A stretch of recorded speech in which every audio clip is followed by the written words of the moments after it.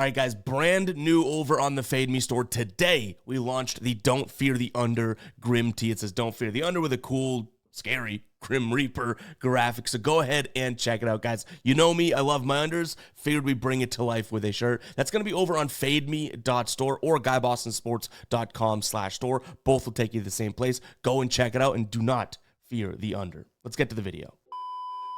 All right, YouTube, how you doing? Welcome back to the channel. It is Tuesday, June 17th, and we got ourselves a full MLB slate to dive into in today's video. Like we always do, I'm going to dive into each and every one of these games. I'll give you my prediction on the side. I'll give you my prediction on the total. We'll talk about any other plays like player props that we like within the game as well. But as always, guys, keep an eye down on the pinned comment of this video. That'll take you to all of my final plays, so I'm actually rolling with myself. If that does interest you, if you do want to fade me, all that's going to be free down in the pinned comment. All right, YouTube, how you doing? Welcome back to the channel. I tell you guys I'm a dummy all the time. They don't suck. They've just been sucking. Get them down to -3, 4. More juice than Jose Canseco in his prime. Tell me you're new without telling me you're new. So don't go jumping down my throat in the comments, right? If you want to fade me, or if you do want to ride me, this still leaves a bad taste in my mouth, right? And remember, more chins, more wins. Speaking of fade me, yesterday, a fadeable night. We go 2 and 4. Phillies money line, and then that Red Sox Mariners first 3 under, that comes through. And we had to sweat that one out. They were up 2-0. Seattle's up, bottom of the third, right? So that's our last inning. Giolito loads the bases, no outs. He gets 3 straight outs. We actually got that one, but not like it mattered, right? A bad night overall. That Orioles and Rays first 5 under 5 and first 5 under 3 that we split a unit on, both those don't come through. The Rays in the bottom of both those innings just kind of screwed us, right? They just crushed us. Speaking of screwing us, Josh Lowe, under 1.5 hits, runs, and RBIs. Yeah, he hits a home run. And then the Yankees' first 5 there tied through 5. So not exactly our best night there. And I told you guys a couple days ago when we had another bad night, I was like, I'm really fearful of getting into a rut. We're going to do our best to avoid that today. Speaking of, some losses and hopefully not in a rut, we do have a ride of the day loss to get to here. Rules are rules, Ernesto. We got to drop the womp womp on you. You had Taylor Walls over 0.5 hits. He does not come through. I liked the look. You cashed a plus 141 one for us in your first ride of the day. So the updated tracker is here, and you did make profit over your stretch, 0.41 units of profit. So shout out to Ernesto for the ride of the day run, but it comes to an end here. If you guys don't know what the ride of the day is, you're like, what the heck is that? Use that hashtag ride of the day down in the comments, or ROTD down in the comments, and give me your favorite play. I jump on board with one person's play each and every day and give you a shout out in the next video, win or loss. If you do win, we continue to ride with your plays for the coming days until you put up a loser, so you have a chance to go on a nice little streak and make a name for yourself around here. But if you do lose, we have to drop the womp womp on you like we did to Ernesto today. Rules are rules. Ernesto crushed with the first one. This one just does not come through. So get those hashtag ride of the days down in the comments. And all right, enough rambling. Let's go ahead and jump into these games. Guys, hit that like button. Hit that subscribe button. We got game number 1 here. Miami taking on Philadelphia. On the mound for Miami is going to be Cal Quantrill going up against Jesus Luzardo. I would say there's a strong, pitching advantage on the Philadelphia side of things, but I will give Cal Quantrill credit that he's been a lot better. And honestly, Jesus Luzardo, 2 of his last 3 starts were not all that good, but he did bounce back in his 6 innings, 1 earned, 10 strikeout game against the Cubs.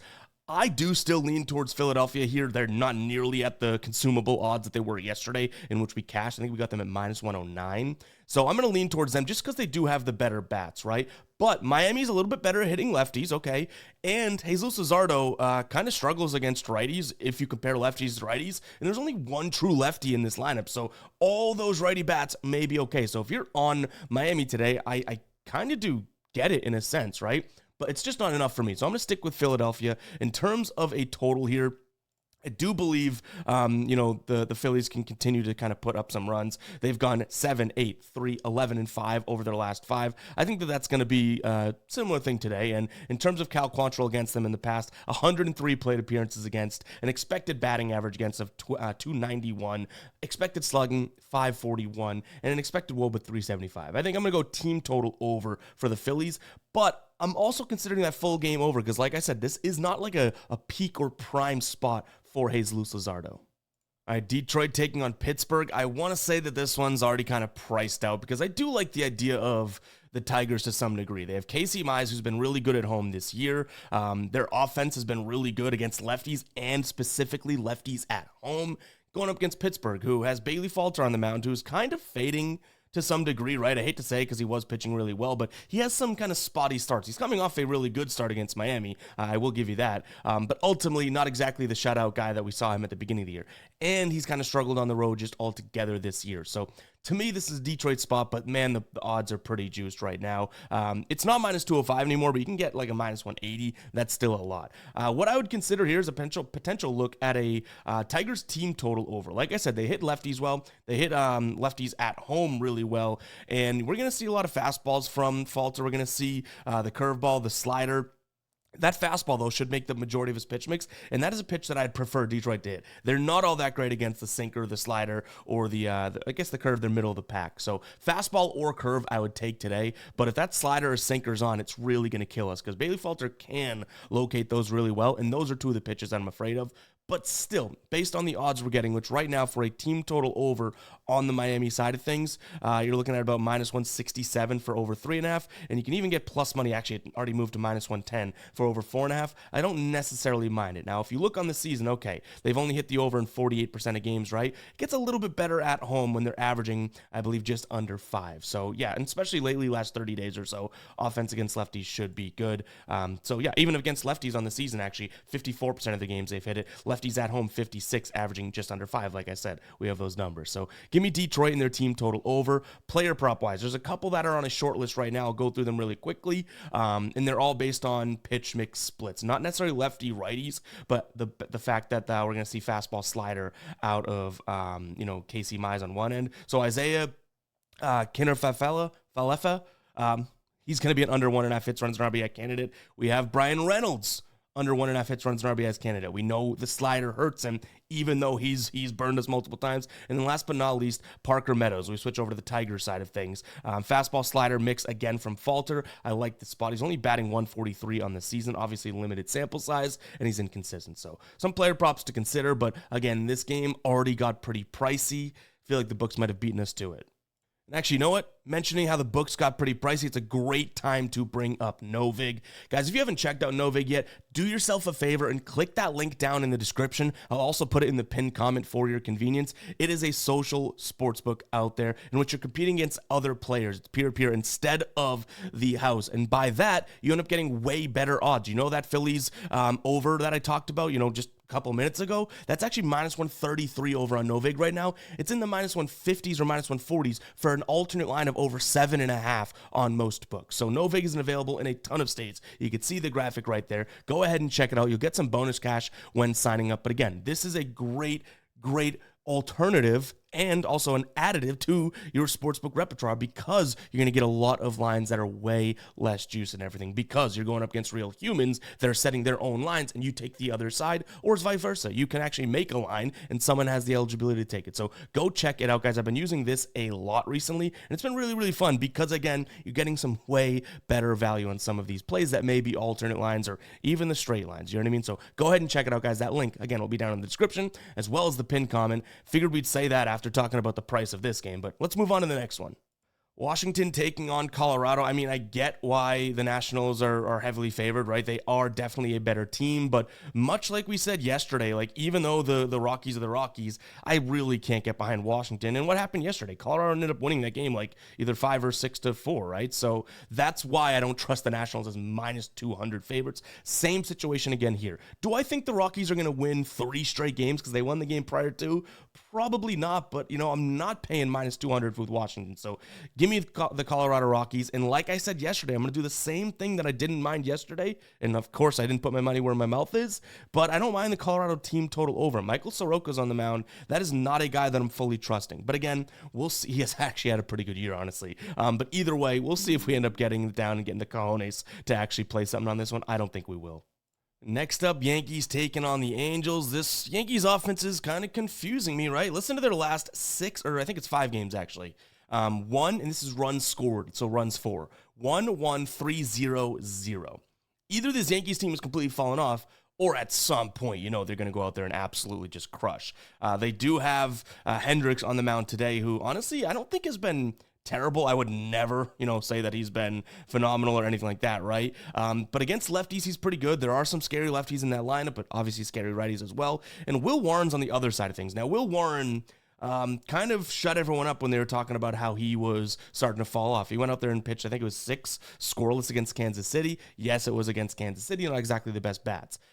Ultimately, I would say Yankees here, but much like we talked about with the Tigers, this price is kind of crazy. So if anything, if we really did want to gamble on this game, right, I think throwing the dice and rolling the dice, I should say, on the Yankees team total over is probably what I'd consider. Now, you're paying a pretty hefty price tag. I think it's minus 157 for their over 4.5. So that's definitely a lot, but still on the season, they're a really good offense. This one's just tough to look at. So, I'm going to lean towards the Yankees. If you can get them some way in the first 5 run line or something like that, I'd consider it, or their team total over. But I do have a player prop that I'm actually liking right now. Now, it's pretty juiced, but I think it's worth us considering. It's going to be Logan O'Hoppe, under 1.5 hits, runs, and RBIs. So in his last 10 games, he's only averaging 0.6 hits, runs, and RBIs. He's going up against a righty today in Will Warren, who he's seen 3 times before, 0, everything, and he's struck out twice. But against right-handed bats, he's batting just right-handed pitchers, just 213 this year. And then Will Warren, a batting average against when he's up against right-handed bats, 208. So I do think this could be a nice spot for Will Warren to kind of do some damage on Logan O'Hoppe here. And we can only hope for that, you know what I mean? Let's move on to the next game. Next up, Toronto taking on Arizona. So there's a way that I want to play this, and I'm still trying to kick it around. So just let me kind of explain my strategy, I guess. We'll start with a player prop. So Chris Bassett's on the mound for Toronto with an absolutely fresh bullpen behind him, right? Which Toronto's bullpen is a decent bullpen. 11th in ERA, 3rd in WHIP, 3rd in K to BB. So I do think that the bullpen could be utilized today, right? This is obviously a good Arizona offense. I like Chris Bassett. I'm not even saying he's going to go out there and pitch terribly, but I like his under 17.5 outs recorded. That's plus 115 over on Caesars right now, and plus 114 over on Novig. So I do think that this, for a plus money shot, could be something that we take a peek at. Him in the past against this Arizona lineup has been pretty good, but just pretty good, right? 70 plate appearances, 15.7 K rate, 6% walk rate, so again, good. Expected batting average against a lot better than his actual average against of 270. It's 233 against. Expected against WOBA 319, expected WOBA 294, so some decent numbers. But again, this all kind of has to do with the fact that, one, his last 2 starts, he pitched a bunch of innings. I think he had 7 innings in both of his last 2 starts and didn't really pitch all that many pitches, so I can't use that. If you pitched a bunch, I'd be like, hell yeah, this is a good spot. This is more so that he's already gone 2 starts in a row with a lot of pitches. Philadelphia, St. Louis, not just schmucks of offenses, right? And he's got a full bullpen behind him. So if we mix the idea of there could be regression coming here in this start, because he's going up against good offense, and the fact that, this is a spot in which the bullpen can come in at any time, no harm holds barred or whatever, I think this might be a decent spot. Again, it's for plus money, so we know that could easily be on the wrong side of this, but that's kind of how I want to play it.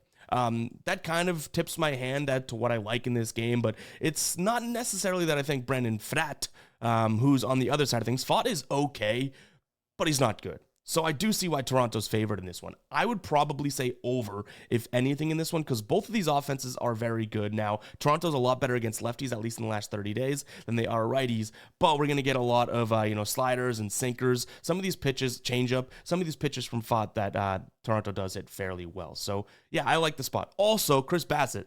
One thing about him maybe not pitching well, which would help that under and outs recorded, against lefties, he's had some struggles this year. It's like the one blemish. Carroll, Marte, Perdomo, Naylor, Smith, Thomas, these guys are going to be from the left side, whether they're regular lefties or switch hitters. So maybe that helps us out as well. I'm gonna go ahead and lean towards the over and that player prop. If I had to pick a side, Toronto does make sense, but I think I would say in this matchup, whoever has the plus money next to them, which right now that's Arizona. All right, Cincinnati taking on Minnesota. Andrew Abbott against David Festa. I'm thinking this comes right down to the pitching here. I'm going to lean towards Cincinnati. Andrew Abbott has been fantastic. I trust him a lot more than David Festa. You also have Cincinnati at home here, which I think is a decent spot for them. They've now kind of turned it on offensively. Last 2 games, 11 and 8 runs scored, whereas Minnesota, 3-3, 2-1 in their last 4. So if this one turns offensive at all, I think the Reds are probably the spot to take a peek at here. Throw in the fact that when Andrew Abbott pitches, they are 4-1 over their last 5. I believe that is the only game they lost was when he got shelled against Milwaukee, when he pitches well, which I do think he has the ability to do here, we should see a decent game from Cincinnati. So I'll lean towards them as well as maybe their team total over. Maybe that's a good spot too, but I do think part of the breakdown here is including Andrew Abbott, so we don't want to fully exclude him ultimately. So I'm going to go Cincinnati and then maybe their team total over, but I don't know how many runs the Twins are going to score. This could be two ships passing in the night, so I don't really want to touch that 8.5 total for the total game. I should also mention this is definitely a candidate to take a peek at the first 5 money line because of the bullpens. Yes, Cincinnati's bullpen has had its ups and downs and whatnot, but Minnesota I'd still kind of give the edge to, right? At least a little bit, so I don't really want to have Andrew Abbott go pitch really, really well, ultimately for the Cincinnati bullpen to kind of blow. But again, I think you might be getting better odds with that factored in, so up to you and up to me, I guess what we ultimately end up doing. All right, Atlanta taking on the Mets. This is definitely a tough one here. I ultimately don't mind the idea of the Braves solely because David Peterson, a little, and I mean a little, worse on the road. He's on the road here, and he kind of struggles against righties. You got a lot of good righty bats in that lineup, including guys that are switch hitting, right? So you have Murphy, Albies, Ozuna, Riley, Acuna, like, yeah, it's going to be kind of a tough spot for me to love David Peterson ultimately. And including some of his numbers against the current roster on the Braves, not so great. 128 plate appearances against. He does have a 30% K rate. That's good, but over 10% walk rate. That ain't that great. Expected WOBA 347, so just not all that tremendous. Schwellenbach on the other side of things, hoping to be able to trust here. I feel like he's kind of looked pretty crappy his last few starts, but last time against this Mets team, which was last year, 0 earned, 7 Ks, just in 4 innings though. But his numbers against this squad, 45 plate appearances against, and again, when I say this squad, I mean the current roster, 22.2% K rate, 2.2% walk rate, yes, 2s across the board, average against of 114. WOBA against of 138. So if he can do his thing, then I think we look at a Braves victory here. But if you are on the Mets, especially because of the price you're getting, I think it's like +1. What was it last I looked? +121.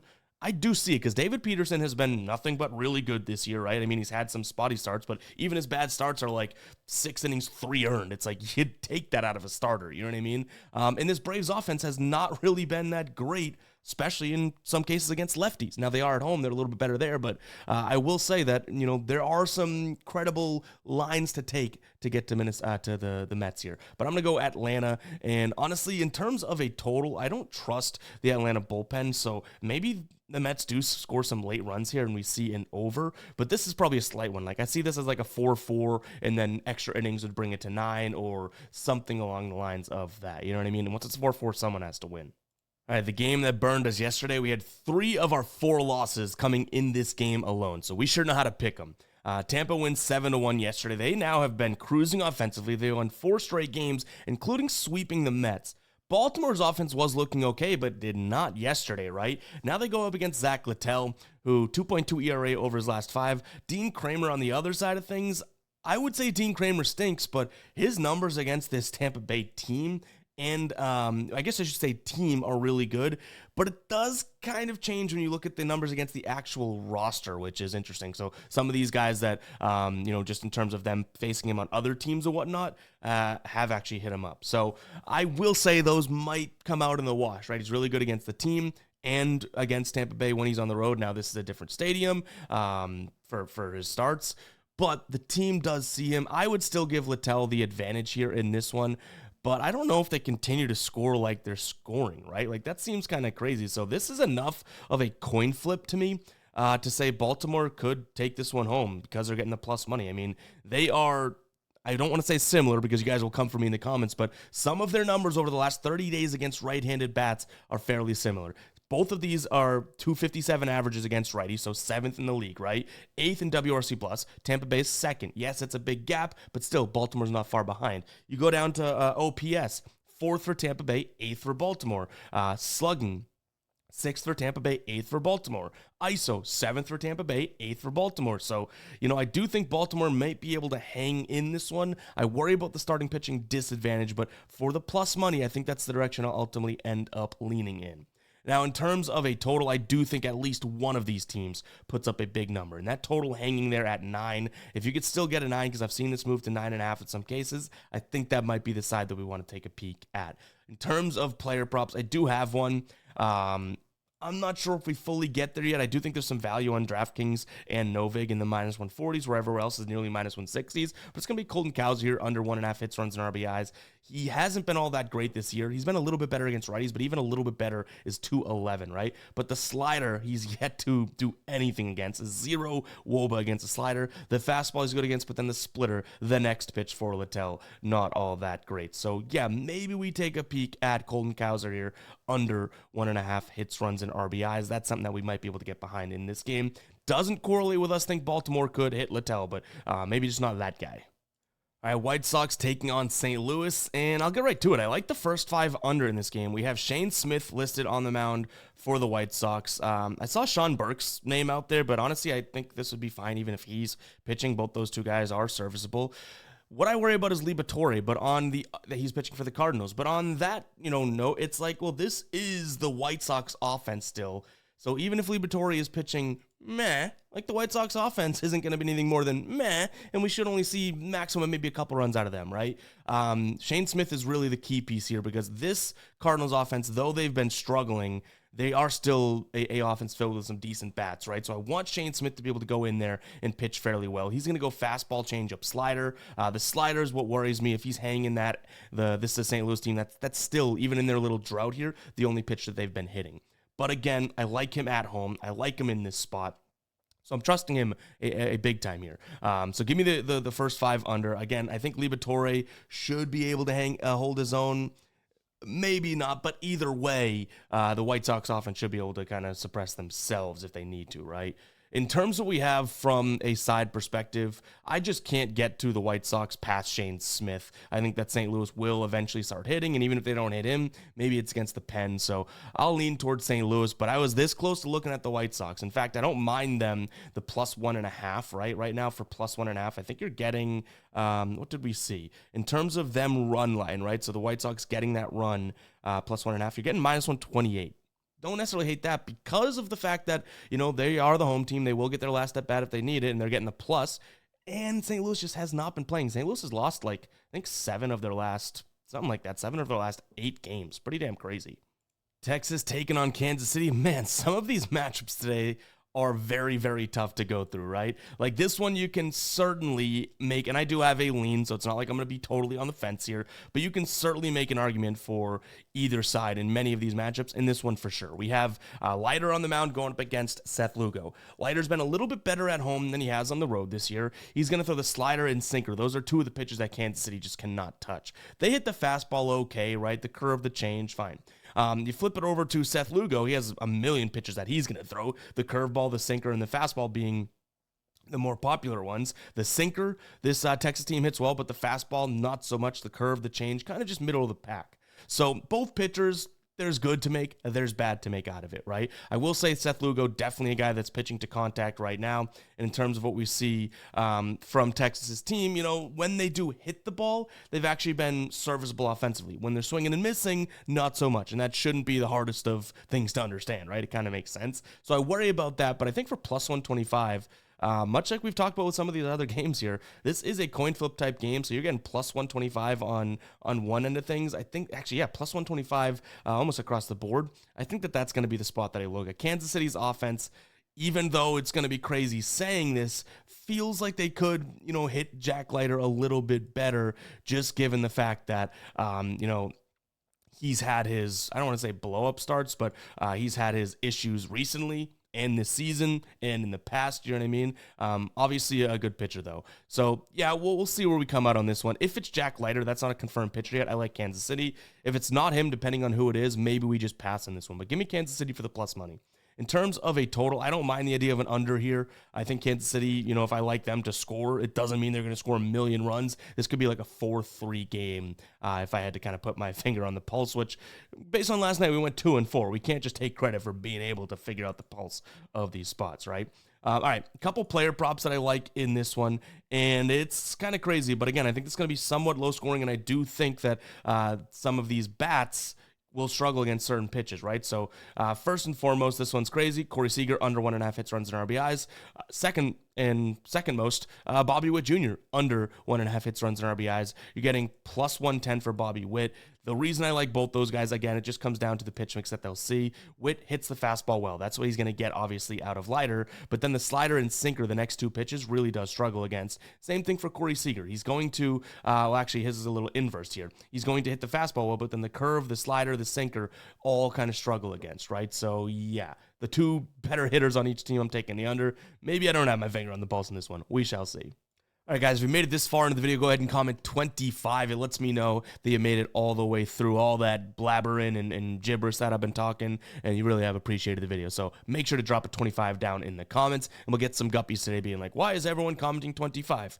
If you know, you know. But let's go ahead and dive into this one. We have Milwaukee taking on the Cubs. Cubs coming off of I think it was a 3-1 series against the Pirates, 3-1, I believe. And same thing for Milwaukee, 3-1. And now we have Chad Patrick on the mound going up against Ben Brown. Ben Brown has been very, very fadeable lately, but you almost can make the same argument based on the last start, so not so much of a sample size for Chad Patrick. Now, I will say Chad Patrick is going to throw the cutter, and guess what? In fact, I'll show you right here on the dashboard, and then I'll explain how to get access to the dashboard really quickly.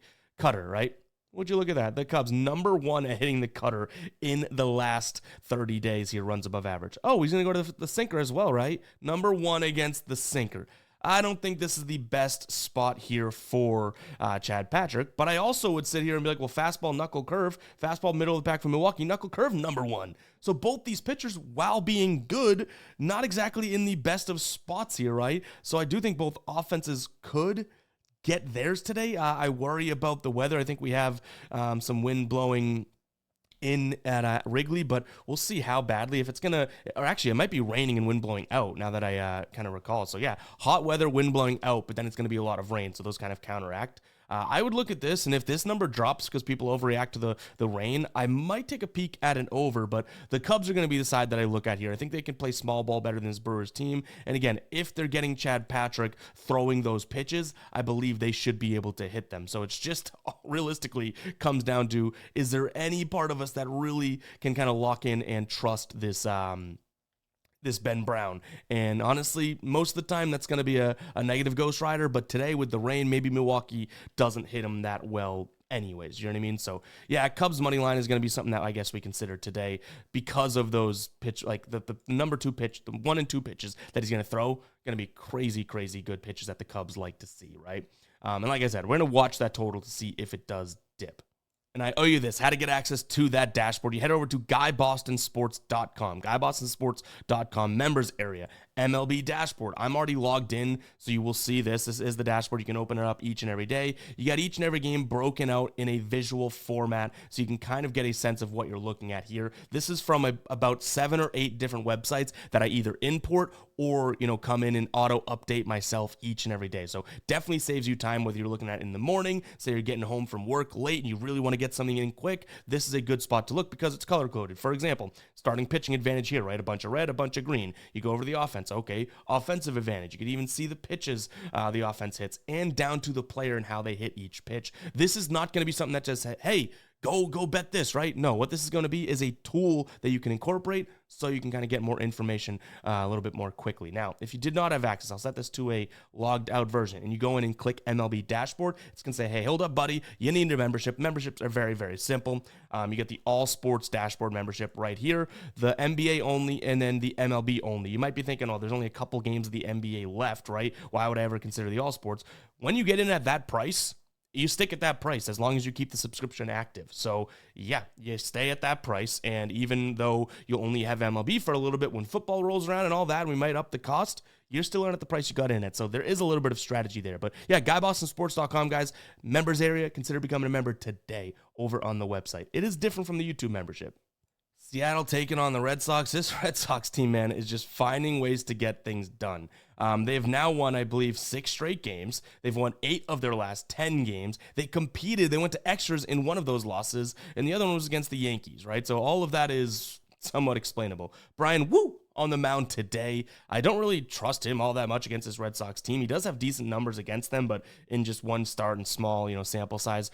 The real question mark is going to be Walker Buehler and what we are going to get out of him. Now, He has 37 plate appearances against this current Mariners team, so nothing too crazy, right? But in those 37 plate appearances, 156 average against and a 224 WOBA against. Those are pretty good numbers. From a pitch mix perspective, he's going to throw a bunch of pitches, so that should be great. But the one thing that I kind of want to call out here, and we can even use our dashboard to show you, fastballs and sliders, two of the main pitches from Bryan Woo, hit well in terms of that. So maybe we could get to a Red Sox side here. And I'm not saying that as the homer in me being a Red Sox fan. I'm saying that as the Red Sox just finding ways to get things done. Now, you could also take exactly what I just said and be like, well, that's not how things work, because they've won 6 straight. And maybe if this wasn't the Red Sox, maybe I am being biased. If this wasn't the Red Sox, I'd be probably sniffing a little regression. And I do think Bryan Woo is due for some progression because he's been bad. So yeah, it's going to be Red Sox for me. But if this was a decent consumable price for Seattle, I might be thinking of the latter, what I just said, right? Like, oh, Bryan Woo's due to be good. Red Sox are due to be bad. That type of a thing. But for me, at the plus money you're getting this Red Sox team at right now, I have no problem, leaning in that direction. Do I have the cojones to get it down? Not so sure. But at plus 160 for a team that's just winning games, yeah, it might be something that we consider. Total-wise, I would still say under, because have we seen the Red Sox score? No, they're winning games but not score, and this Mariners offense needs to figure some things out too. So maybe this is a nice peak at the under. Even a first 5 under could be something that we get behind here. Trusting Bryan Woo to get better, and maybe Walker Buehler against a Mariners lineup that has been struggling to kind of pitch well there. San Francisco taking on Cleveland. Robbie Ray on the mound going up against Slade Chisoni. I do think that he's looked a little bit better, right? Slade. Robbie Ray obviously doing Robbie Ray things in terms of his numbers against this Cleveland team and the roster that makes it up. Really good. 62 plate appearances against, an expected batting average against of 176, an expected WOBA of 235, and an X slugging of 220. So he should do his thing. And yeah, this is still the Guardians against lefties. Like, who are we kidding, right?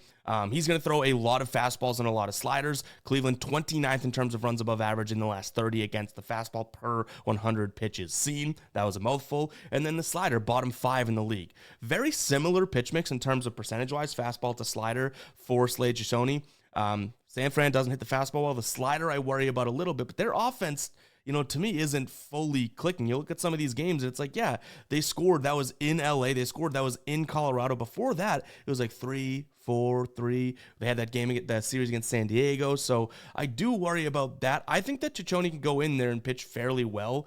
I'm going to say for 3 innings, kind of the first time through the order. Give me the first 3 under. Now, I don't mind the first 5 under, but you're paying about 15 cents more for 4.5 through the first 5, which is just about 1 run per inning to lose, right?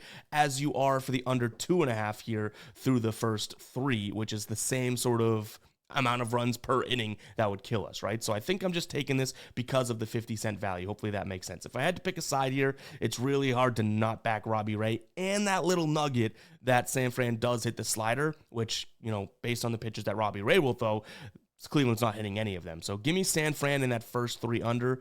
That 7's a little bit too low for me to go full game under, but that's sort of the direction I'd go towards. And then from a player prop perspective, I'm kind of taking a peek here at Tyler Fitzgerald, under 1.5 hits, runs, and RBIs. Fastball, slider, pretty much everything that he'll see from Slade, not exactly his best pitches. We've cashed a few with Fitzgerald this year, so hopefully we can do it again. He has burned us a couple times, but I feel like we've had a good sense as to when to take a peek at him, right? Athletics taking on Houston. On the mound for Houston, we have Jason Alexander, who I don't know too much about, I guess from a starting pitcher perspective, right? He's not normally a starter. I believe he has like 4 or 5 games so far this year. He has pitched in the MLB before, but that was like, it was either 2022 or 2021 for Milwaukee, and he didn't look all that tremendous. So I don't know too much about his, and I'm not going to lie to you and act like I do know all about his starts in AAA and whatnot. That's why these odds are where they are, because JP Sears on the other side of things, I do think JP Sears is good, and I think we might have a starting pitching advantage, but ultimately I think you're just getting Houston at a good price, right? A pick a -110 because Jason Alexander's on the mound. I'd still trust this Houston offense over this Oakland offense, or excuse me, this Athletics offense. Especially they score 1 run yesterday, they lose this game. Probably a bounce back spot from them. So Yeah, I don't like to, sit here and fade JP Sears, but Houston against a lefty that's going to throw slider, fastball. I think this could be a good spot, and you never know once you get to that bullpen, right? So we're taking advantage of what we can here. With that, pitcher on the mound, I think you're just getting a way better deal on the Astros that might be worth trying to take a peek at. It's not me saying that the Astros or this pitcher is really, really good. I don't really want to make that, and I shouldn't even say kid. I think he's like 32, right? So yeah, it's more so like I think you're just getting a good price for Houston and their bats. By doing so, maybe you take a peek at it over or Houston team total over, but that number's up there. The game total's at 10.5. All right, last game, Dodgers taking on the Padres here. Dodgers win 6-3 yesterday. Dylan Cease only goes 5. Shohei goes 1 inning, does allow a run. I know it was a big buzz and all that. But today, I don't even know if we have a confirmed starter. I think Matt Sars listed to start, right? But, him starting, I wouldn't necessarily sit here and say that that's normal, right? Even the last time out, he pitched, I want to say, 4 2/3. He pitched like 112 pitches. So if that's the case, I probably end up still leaning towards San Diego, who does have Randy Vasquez on the mound. Now, Randy Vasquez and his numbers against this current roster for the Dodgers, not all that great, but ultimately, I don't really want to kind of sit behind and back Sar. Now, again, the offense you could back, maybe it's just team total over for the Dodgers, bet it and forget it, and you're good to go, right? But those are the two things that I'd consider. But this is kind of a weird one until we know the pitching. So keep an eye on the final plays for what we end up rolling with ourselves. Again, if you want to ride with me or if you don't want to fade me, but that's going to wrap it up for today's show, guys. Really do appreciate you tuning in. I know some of these videos are longer. I've said it in multiple videos. We get comments every day being like, too long. One, I ramble, and two, I don't think giving you guys, 30 seconds per game allows, one, me to talk through it, or two, for you guys to get the information or take you need. I don't know. I like the longer a little bit. So we're always trying to trim the fat, and, I know I got to stop rambling like I'm doing right now. But to some degree, I feel it's necessary. So hopefully we can just find a happy medium there. But nonetheless, guys, it is what it is for now. Take it or leave it. I know a lot of people will take it, and the guppies might leave it. But we'll catch you guys in the next one, all right? Peace out.